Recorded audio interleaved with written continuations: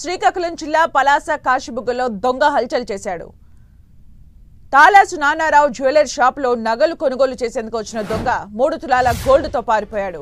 ఇందుకు సంబంధించిన దృశ్యాలు సీసీ కెమెరాలో రికార్డ్ అయ్యాయి.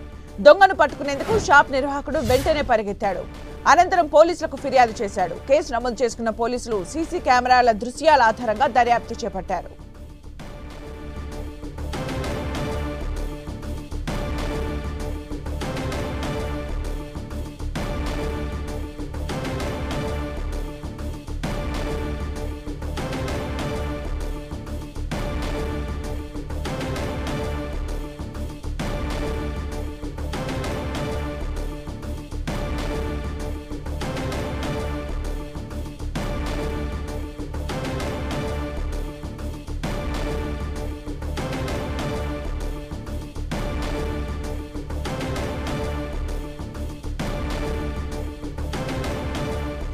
శ్రీకాకుళం జిల్లా పలాసలో ఒక దొంగ రెచ్చిపోయాడు. జ్యువెలరీ షాప్ కి గోల్డ్ కొనేలాగా వచ్చి అక్కడ చైన్ చూస్తున్నట్టుగా చేసి 3 తులాల చైన్ ని తీసుకొని పారిపోయాడు. దానికి సంబంధించిన సీసీటీవీ ఫుటేజ్ 10 టీవీ స్క్రీన్ పైన మనం చూడొచ్చు. జ్యువెలరీ షాప్ లో చోరీకి పాల్పడ్డాడు దుండగుడు.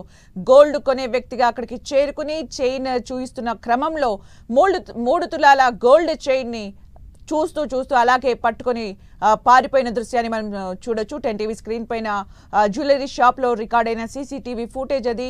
అయితే పలాసలో శ్రీకాకుళం జిల్లా పలాసలో కన్నింగ్ దొంగ గోల్డ్ కొనే మాదిరిగా షాప్ కి వచ్చి గోల్డ్ చైన్ చూపిస్తున్న క్రమంలో గోల్డ్ చైన్ తీసుకొని పారిపోయాడు.